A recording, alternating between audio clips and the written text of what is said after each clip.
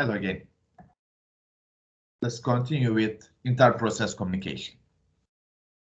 Processes executing concurrently in the operating system may be independent processes or cooperating processes.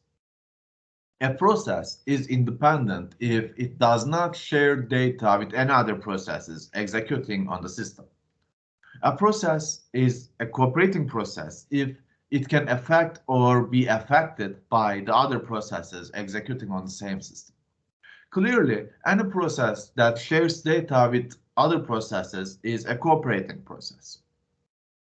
There are several reasons for providing an environment that allows process cooperation. The first one is information sharing. Since several applications may be interested in the same piece of information, for instance, copying and pasting, we must provide an environment to allow concurrent access to such information. The second one is computation speed up. If we want a particular task to run faster, we must break it into subtasks, each of which will be executing in parallel with the others. So notice that such a speed up can be achieved only if the computer has multiple processing cores. The third one is modularity. If we want we may want to construct the system in a modular fashion, dividing the system functions into separate processes or threads as we discussed last week. So in that case, we need inter-process communication too. And the last reason is creating a convenient system to the other applications or users. Creating processes require an inter-process communication mechanism that will allow them to exchange data, that is, send data to and receive data from each other. There are two fundamental models of inter-process communication: shared memory and message passing. In the shared memory model, a region of the memory that is shared by the cooperating processes is established. Process can then exchange information by reading and writing data to that shared region. In the message passing model, communication takes place by means of message exchange between the cooperating processes. The two communications models can be shown in this figure. Both of the models just mentioned are common in operating systems, and many systems implemented both of these models.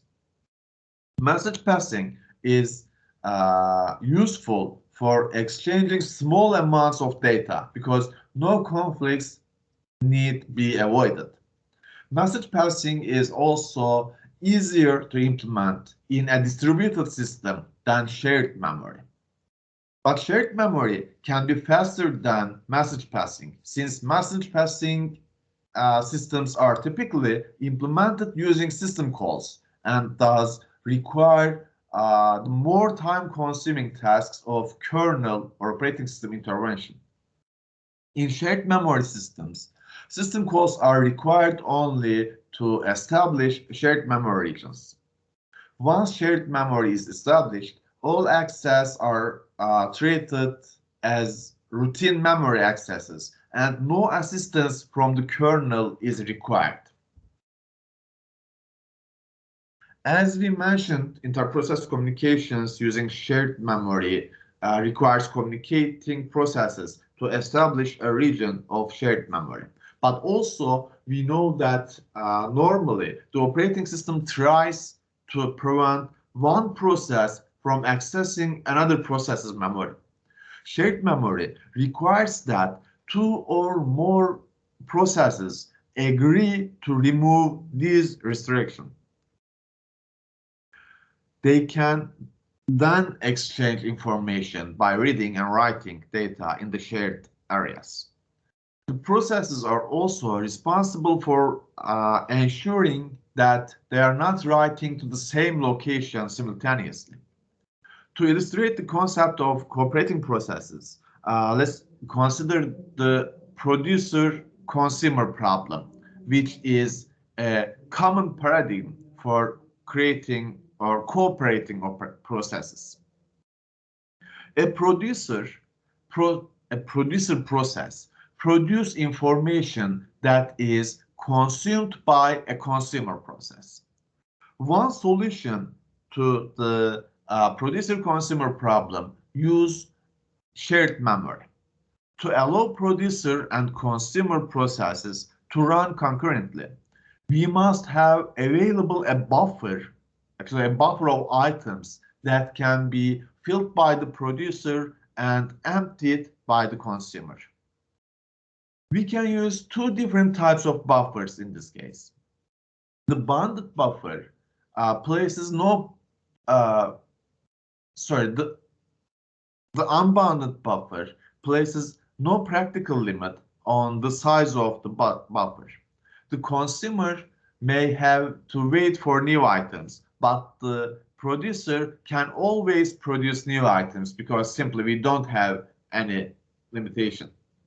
The bounded buffer assumes we have a fixed buffer size. In this case, the consumer must wait if the buffer is empty, and the producer must wait if the buffer is full. If the buffer is full, we cannot produce new items and add them to buffer. If the buffer is empty, consumer cannot get any items from that buffer. So both of them could be weight based on the situation. Let's look more closely at how the bounded buffer illustrates processes communication using shared memory. The following variables resides on a region of memory shared by the producer and consumer processes. The shared buffer is implemented as a circular array with two logical pointers, in and out. The variable in points to the next free position in the buffer, out points the first full position in the buffer. So that means if producer produce an item, it has to insert that item to in. If consumer wants to get an item from buffer, it has to get that item from out. So the buffer is empty where in equals out. If in and out points the same place, that means we don't have any item on the buffer. So consumer has to wait for new items. The buffer is full when in plus 1 equals out, because let's assume that we have 5, we can store 5 items in that buffer. It's a bounded buffer, so our bound is 5.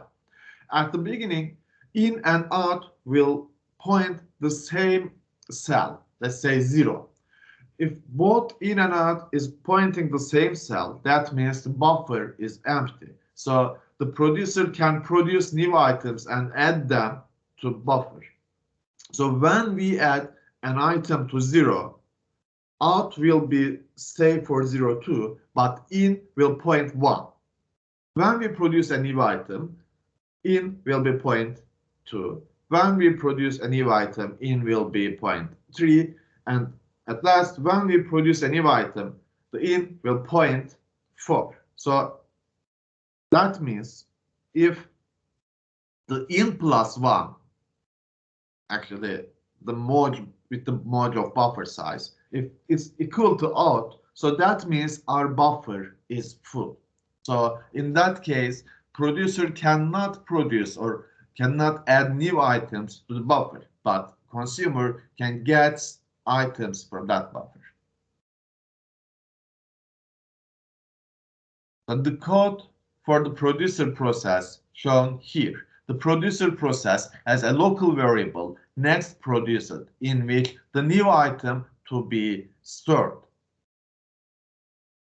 So if actually in plus 1 mod buffer size equals out, that means buffer is full. We know that from here. If buffer is full, producer has to wait because it cannot add new items to buffer, so we don't need to produce a new item. But if it's not, so that means if there is a space in our buffer, producer can continue to produce its items and insert that items to the buffer. And here we have the code for the consumer. The consumer process has a local variable next consumed in which the item to be consumed is stored. This scheme allows, actually in this case again, if in equals out, that means buffer is empty, so our consumer process cannot consume any items from that buffer. As you can see, this scheme allows at most buffer size minus 1 items in the buffer at the same time. If your size is 5, that means you can just store 4 items in that buffer. So this is how we can use shared memory with a buffer to create inter-process communication. Let's assume that producer is another process, consumer is another process. They have a shared memory there, and they constructed an agreement. Okay, we are going to reach this memory region, and here we have a buffer. So actually, when producer produce an item and consumer get that item, basically that means they are sharing data. Producer send a data to consumer using the shared memory, using a buffer on the shared memory. And that's the shared memory scheme, how we can use shared memory scheme to create an inter-process communication using a bounded buffer. Okay, so we showed how cooperating processes can communicate in a shared memory environment. The solution requires that these processes share a region of memory and that the code for accessing and manipulating the shared memory be written by the application programmer. Another way to achieve the same effect is for the operating system to provide the mechanism for cooperating processes to communicate with each other using message passing facility. Message passing provides a mechanism to allow processes to communicate and synchronize their actions without sharing the same address space. Actually, it's very useful in a distributed environment. In this case, actually, while we are considering the distributed environment, we are pointing a network. If you have a network, that means you have different machines, so you cannot directly use a shared memory because they have different memory spaces. So in that case, message passing will be very useful. A message passing facility provides at least 2 operations: send message and receive message. Messages sent by a process can be on a fixed size, or the size to be differ based on your design. If processes P and Q want to communicate, they must send messages to and receive messages from each other. So a communication link must exist between them. Of course, there could be some implementation issues about creating a communication link, but if you want to create a message passing facility and you have P and Q, you have to create a communication link. And as I said, there could be some issues. And these are the questions actually. How are these links established? Can a link be associated with more than 2 processes? What's the capacity of that link? Is a link unidirectional or bidirectional? So these are the implementation issues. You have to consider that issues, and based on that questions, you have to decide how you are going to design your communication link on your operating system. So this link can be implemented in different ways. We're concerned here not with the link's physical implementation, but rather than its logical implementation. Here are several methods for logically implementing a link and the send and receive operations. Direct or indirect communication, synchronous or asynchronous communication, automatic or explicit buffering. So these are the logical concerns while we try to implement a communication link between processes. So let's start with direct communication.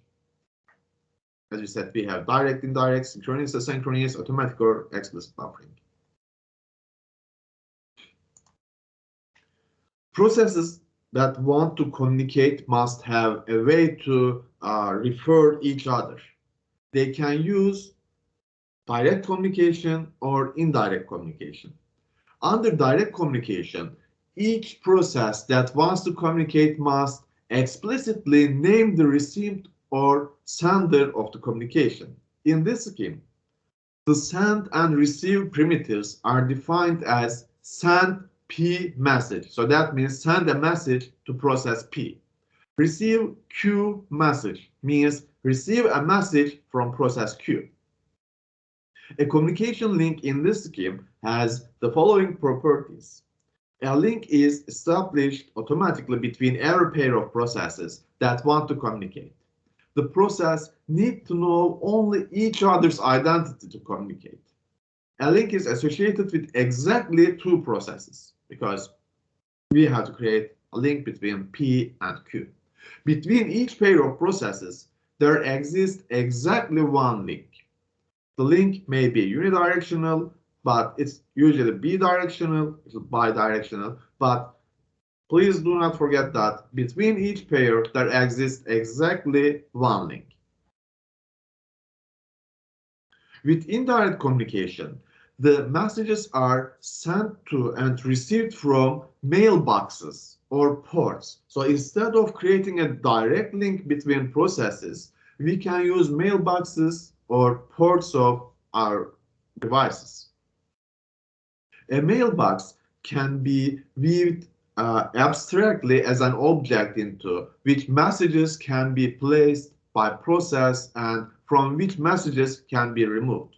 Each mailbox has a unique identification. A process can communicate with another process using a number of different mailboxes, but two processes can communicate only if they have shared mailboxes.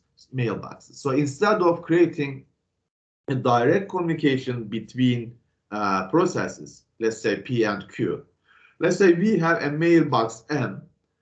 P can reach mailbox M, Q can reach mailbox M, so that means they can use mailbox M to communicate instead of creating a direct link between P and Q. In this scheme, a communication link has the following properties. A link is established between a pair of processes only if both members of the pair have shared the same mailbox. A link may be associated with more than two processes. Between each pair of communicating processes, a number of different links may exist, with each link corresponding to one mailbox. And again, the link may be unidirectional or bidirectional. Receive primitives in indirect communication are defined as follows. Send a message. So here we want to provide the identifier of mailbox. Send a message to mailbox A. Receive a message. So here we want to receive a message from mailbox A. So instead of sending a message to directly process Q or receiving a message directly from process P, the sender sends its message to mailbox and receiver receive that message from the same mailbox. So that means if two different processes share the same mailbox, that means, okay, we created a connection between them. Now suppose that P1, P2, and P3 all share mailbox A. Process 1, P1, sends a message to A, while both P2 and P3 execute a receive from A. So here's a question. Which process will receive the message sent by P1? P1 sends a message, and at the same time P2 and P3 wants to receive that message. Which process will receive the message sent by P1? The answer depends on which of the following methods we choose. We can allow a link to be associated with two processes at most. Allow at most one process at a time to execute a receive operation. And we can allow the system to select which process will receive the message. The system may identify the receiver to the sender. So these are, again, different solutions based on the methods you are going to choose while your design steps.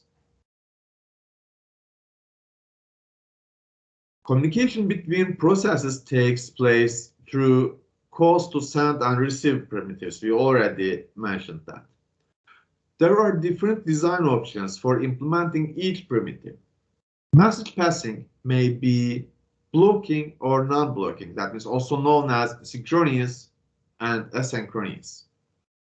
Blocking send means the sending process is blocked until the message is received by the receiving process or by the mailboxes. So assume that P wants to send a message to Q. We are going to block the P until the previous message received by Q.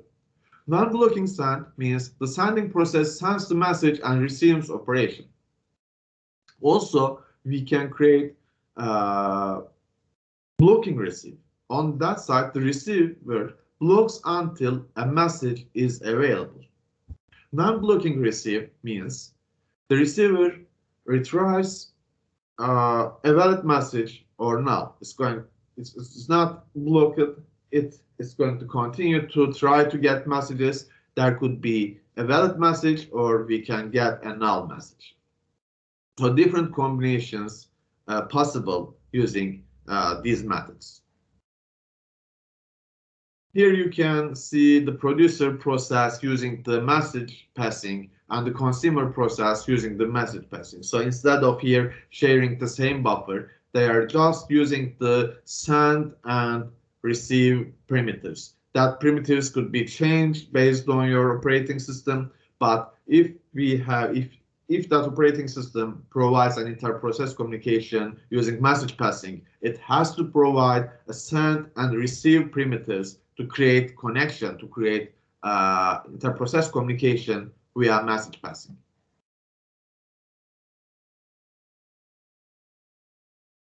Whether the communication is direct or indirect, messages exchanged by communicating processes reside in a temporary queue.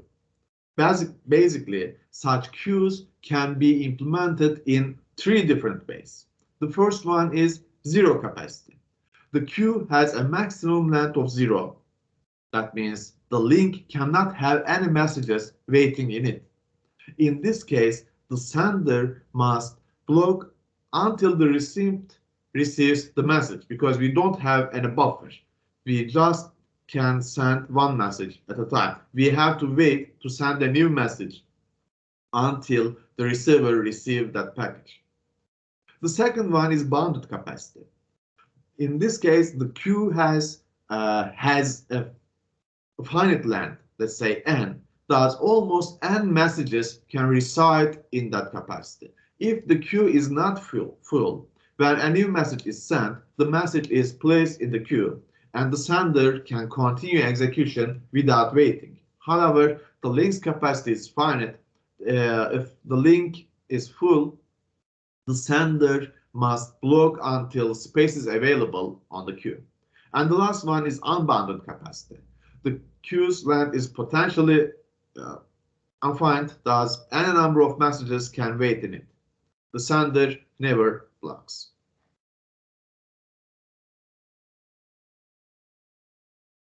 Also, we have pipes.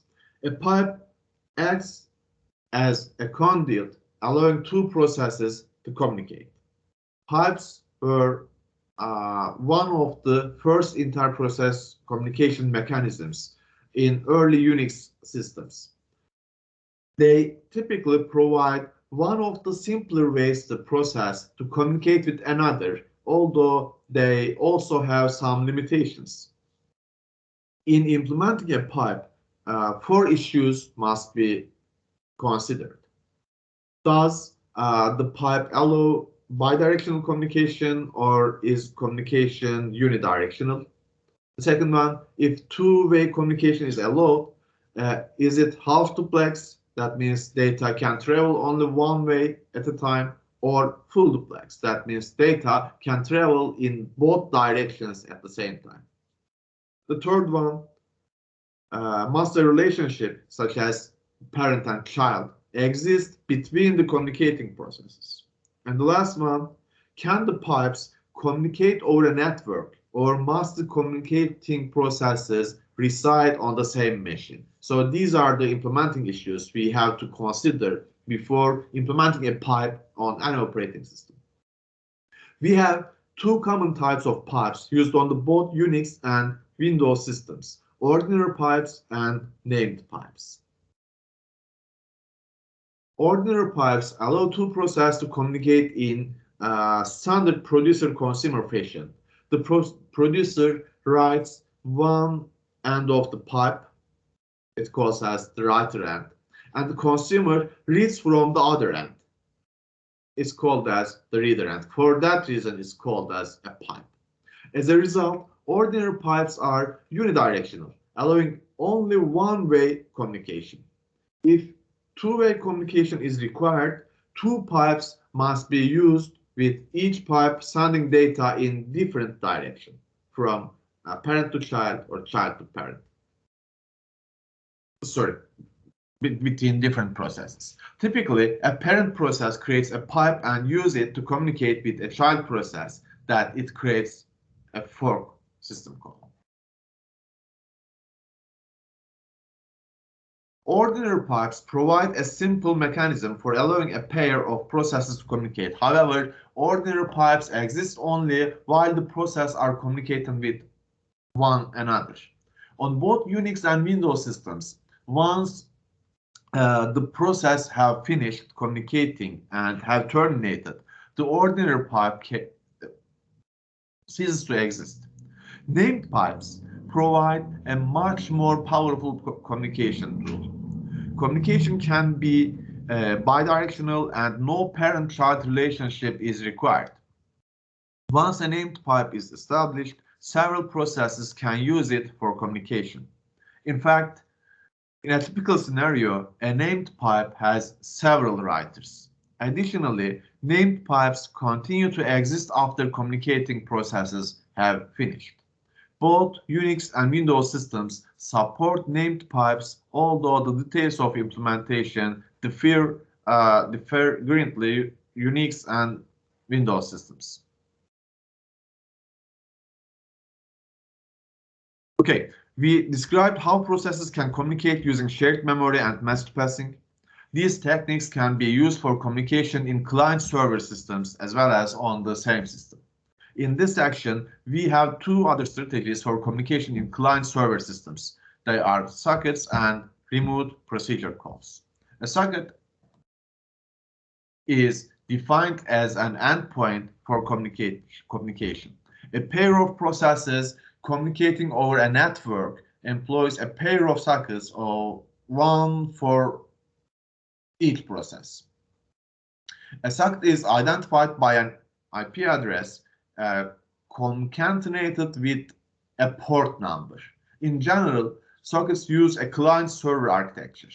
The server waits for incoming client's request by listening to a specified port. Once a request is received, the server accepts a connection from the client socket to complete the connection.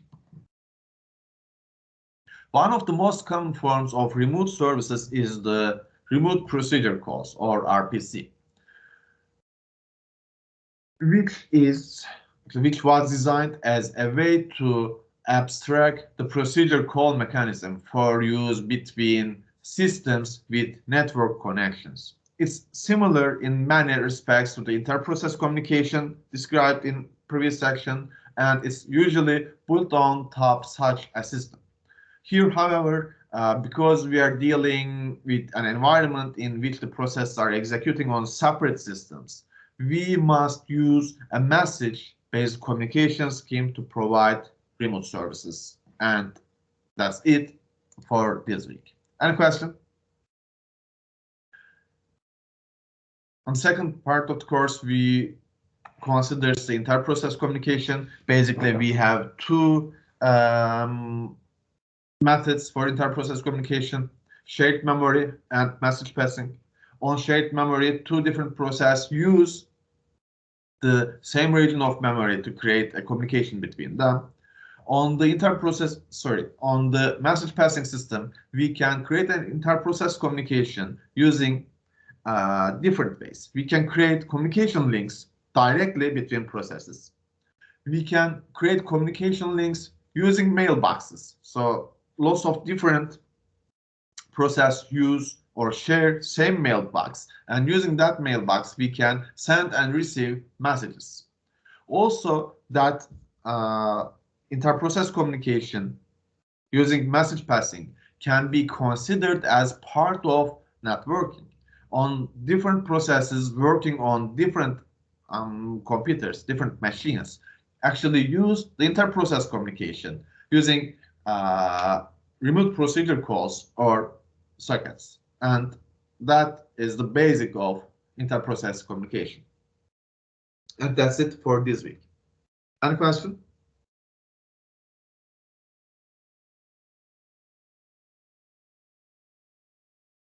Sorusu olan var mı?